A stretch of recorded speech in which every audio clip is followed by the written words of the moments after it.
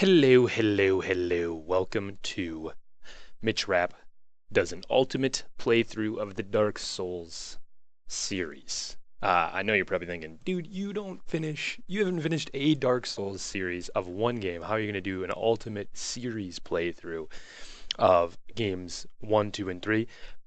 Well, I am. It's going to take forever, but I'm going to do it. I'm committed. This is going to happen.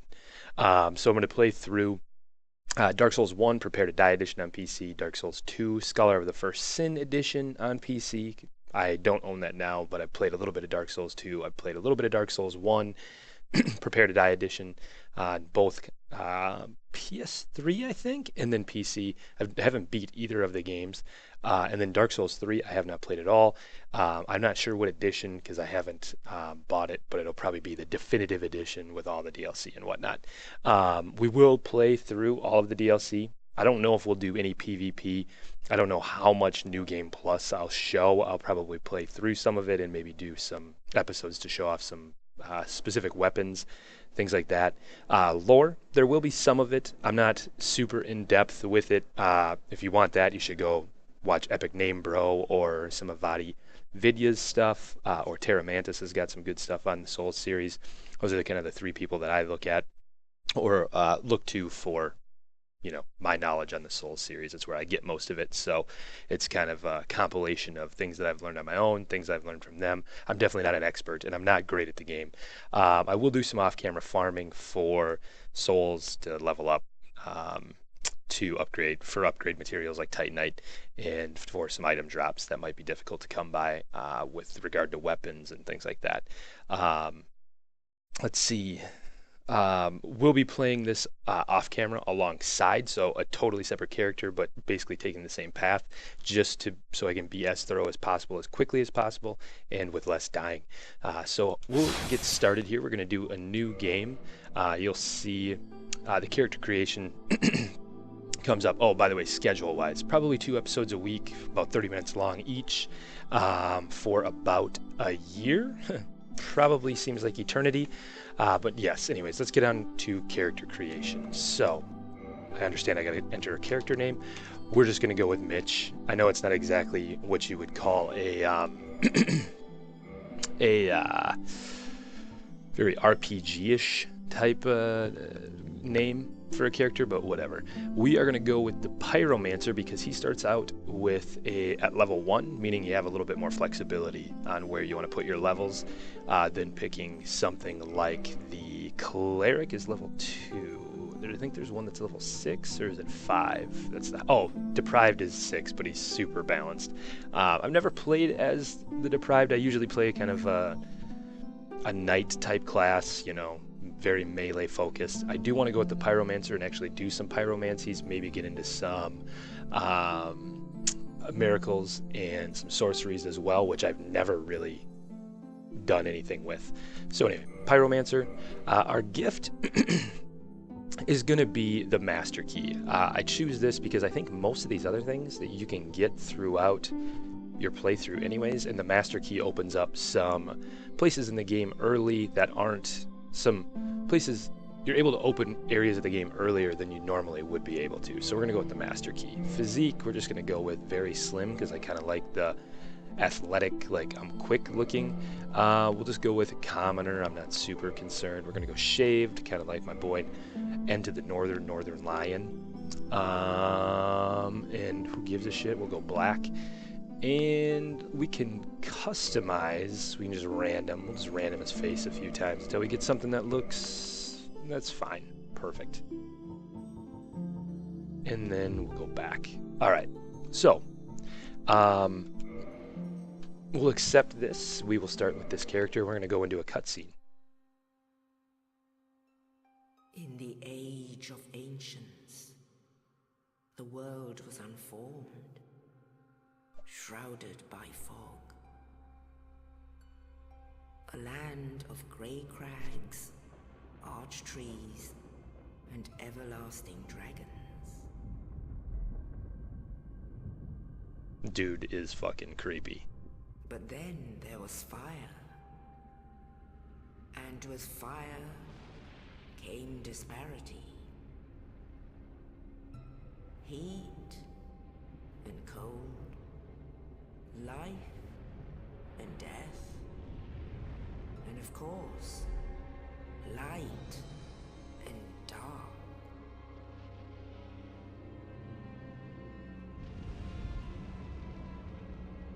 Then from the dark they came and found the souls of lords within the flame.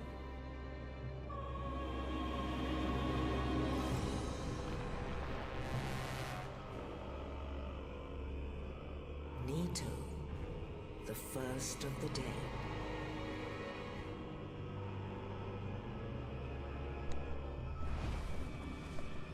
The Witch of Izalith and her daughters of Chaos. Gwyn, the Lord of Sunlight. Gwyn is a and his badass. faithful knights. And the furtive pygmy, so easily forgotten. What does furtive even mean? I'm not sure. With the strength of lords, they challenged the dragons. Gwyn's mighty bullets peeled apart their stone skins. The witches weaved great firestorms. Nito unleashed a miasma of death and disease. And Seath the Scaleless betrayed his own, and the dragons were no more.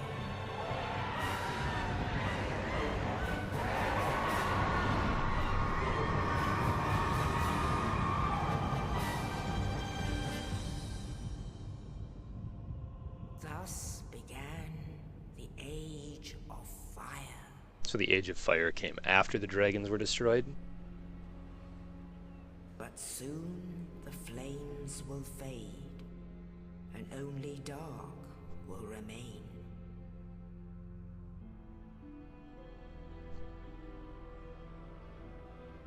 Even now, there are only embers, and man sees not light, but only endless nights. Huh. And amongst the living are seen carriers of the accursed dark sign.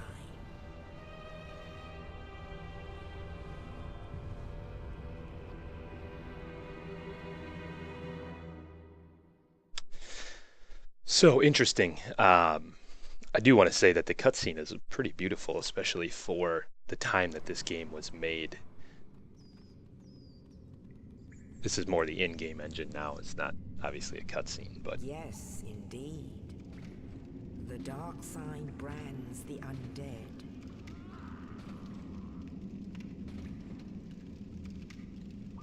And in this land, the undead are corralled and led to the north.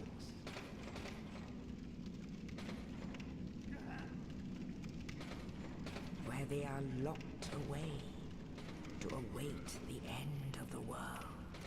sounds like a fucking nightmare. So this is the place where they bring all the undead to just keep them away from everybody else. This is your fate. Which I find interesting because it seems like there's undead everywhere. So yeah, I thought the cutscene was definitely beautiful. This part's interesting. The storytelling is very unique. I know that this was a relatively long opening cutscene, but most of the storytelling is obtained through reading item descriptions, going out of your way to listen to dialogue from NPCs in the game. It is not very clear exactly what's going on. It doesn't spell it out for you. So we begin in the Northern Undead Asylum. So this knight tossed... First of all, who was the blonde girl / guy at the end of the cutscene? I'm not sure. I don't think it has any significance, but it is just weird. I mean, they looked human. They weren't hollowed at all. They didn't look undead, and they looked to be grieving over somebody who was undead. So just something to think about. So this knight throws us down this corpse, and I'm not sure that they intended to have the dungeon cell key on it, because if we take a peek at our dungeon cell key, we have our master key. It's the universal key, opens any basic lock, tool of the trade for thieves, and the thief starting class actually starts with this as one of their items. You don't have to take it as your gift. But in the cursed land of the undead, most doors are better left unopened. And then the dungeon cell key. Key to the dungeon of the Undead Asylum to the north. A mysterious knight, without saying a word, shoved a corpse down into the cell, and on its person was this key. Who was this knight, and what was his purpose? There may be no answers, but one must still forge ahead. What else? We have our black separation crystal. This black crystal, a long symbol of farewell, is granted to banished undead. The crystal sends phantoms back to their homes and sends you back to yours. Beware of fickle use of this item if you intend to nurture relations. It's an online play item. The dark sign. The dark sign signifies an accursed undead. Those branded with it are reborn after death, but will one day lose their mind and go hollow. Death triggers the dark sign, which returns its bearer to the last bonfire rested at, but at the cost of all humanity and souls. So, people that have the dark sign can't die, but the more they die, the more they go hollow. The more they go hollow, the more they lose their mind. We've got Fireball, which is a standard pyromancy of the Great Swamp. We can hurl a fireball. Fire damage caused by fireballs makes them effective against corporeal beasts and undead who by nature fear flame. It's a broken straight sword. And then we've got some armor here that is offers substantial protection against poison, fire, and other forces of nature out in the hinterlands where they were driven. So it's the pyromancer set basically. So let's get started. We can open this up using our dungeon cell key. So we don't really know if he purposely threw that down to let us out. We're not really sure at this point, but we can see some other people who are much worse off than us are locked up here in the Undead Asylum. We can also look to the right and see this huge demon who's patrolling. Not somebody that we can mess with right now, but maybe eventually. Can we get a backstab? No. There we go. So this is the tutorial area for those of you that have not played through this.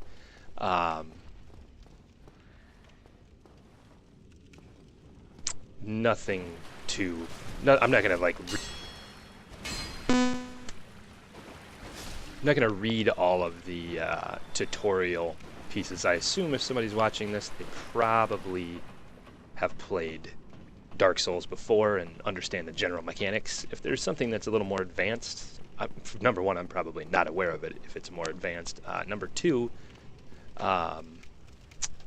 if I do think it's a little more advanced, I will make note of it. So we come across our first bonfire, take a quick rest, we'll leave, and then we'll head through this giant door here, which doors in Dark Souls, if you didn't know, need some fucking grease on the old hinges. They're a little difficult to open. And if we look up here, excuse me, go back out the door, please.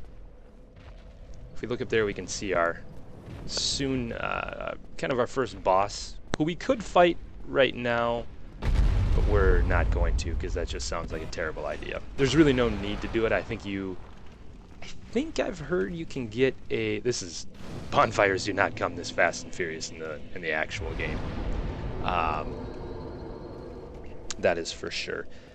One thing I did notice that I kind of forgot about is there's no quick climb of ladders in Dark... Oh, son of a bitch. Forgot about that.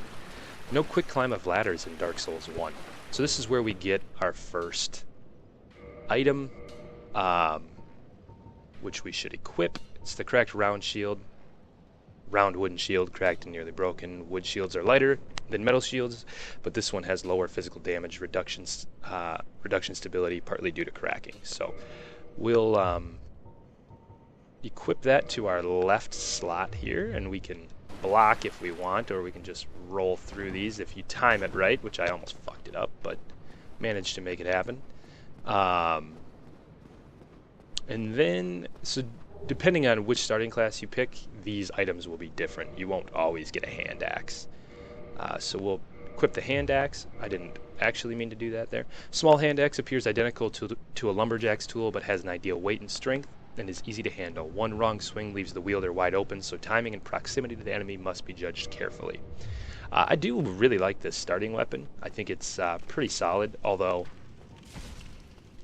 I'm not this bad, actually. I'm not fucking not this bad, normally. And we come across our first fog wall.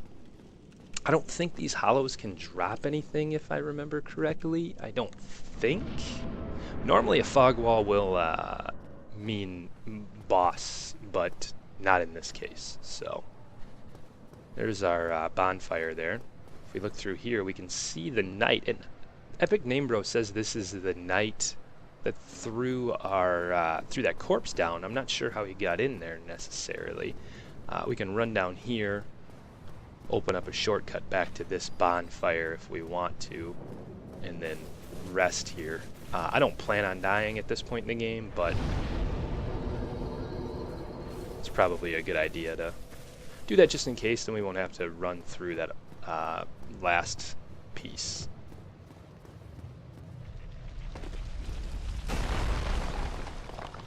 There's a hollow up there that throws this giant ball down here. It gives us access to our broham. Oh, you.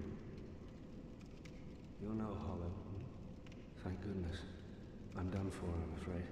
I'll die soon, then lose my sanity. I wish to ask something of you. You and I were both undead. Hear me out, will you?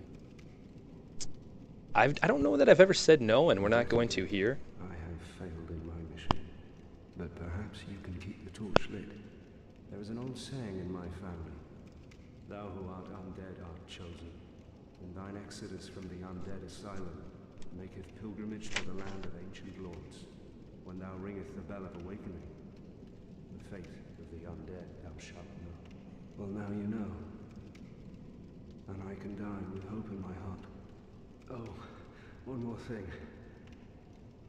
Here, take this. An Estus flask, an undead favorite. So we get the Estus flask from him, which is the healing item, and the Undead Asylum key for floor 2, the east key. Farewell. I would hate to harm you after death. So go now, and thank you. So, I don't think there's any more. I must bid farewell. I would hate to harm you after death, and thank you. So yeah, there's not any more dialogue. I think we can maybe, I think you can kill him, but I'm not going to do that because I never have. But you leave, and I think he kills himself. Yep, you just heard him right there. Stabbed himself. He dies. So he says that he,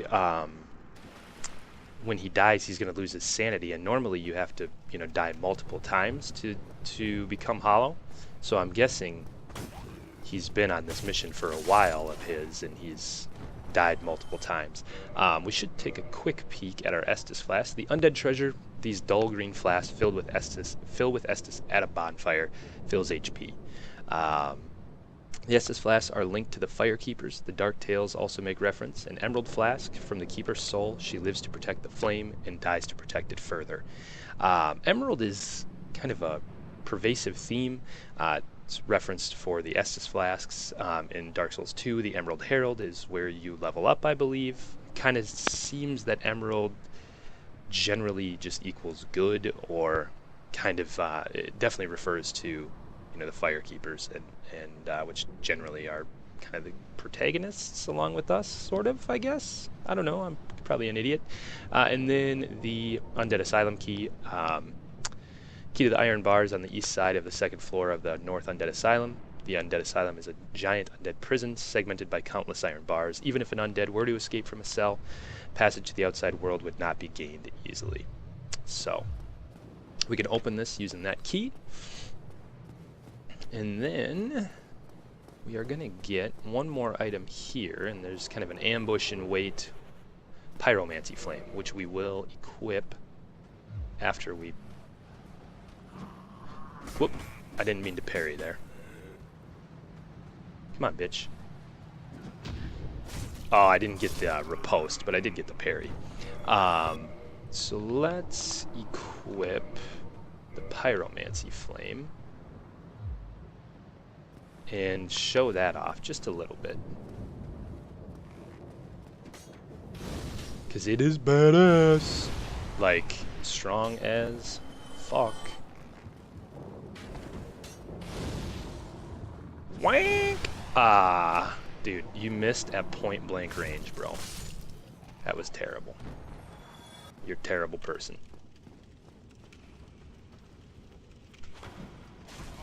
Oh, that was terrible too. Fine, we'll just go for the... I was gonna go for the backstab, but... let's just not perish to this guy. That would be super embarrassing. We'll Estus up. Tried to parry, got a little early. I'm not great, like I said, mechanically at the game. I do like to two-hand items quite a bit, and we're definitely going to two-hand for this boss.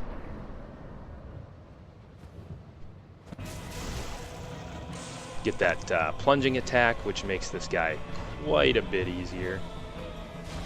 And if you just kind of stay behind him, you can make pretty quick work. You just have to time your...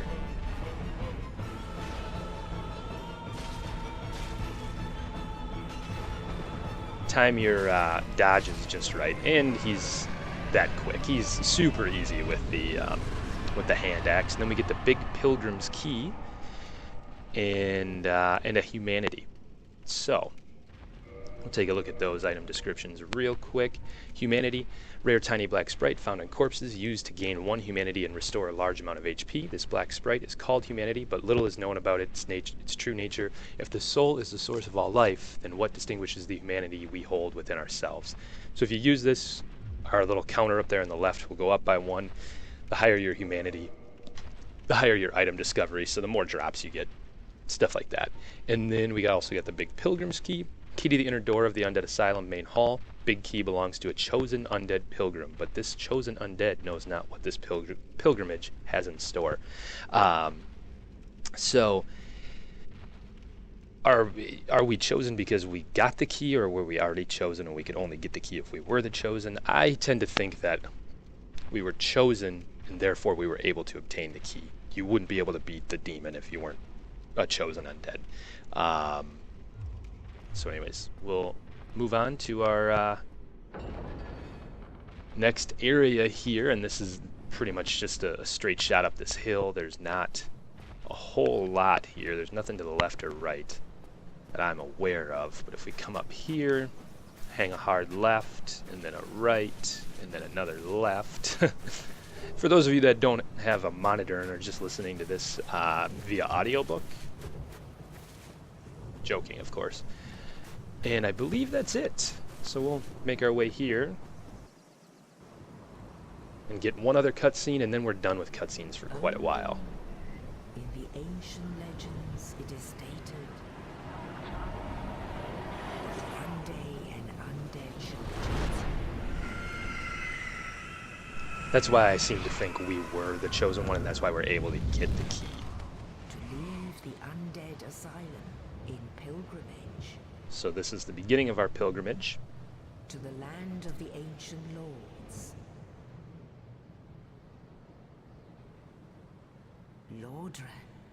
Lordran. So Lordran equals the land of the ancient lords. I always wondered if there was any significance to the crow. The crow shows up pretty frequently. I don't know if there's some symbolism there that I'm just not picking up on, or that I just don't know about. Maybe it's spelled out in some dialogue somewhere in the game or later in the game that I haven't seen, but God, our shield is fucking janky. And Firelink Shrine. So this is where we can level up, kindle, things of that nature. Alright, sweet. So we're gonna go talk to this dude. What do we have here? You must be a new arrival. Let me guess. Fate of the undead, right? Well, you're not the first. But there's no salvation here.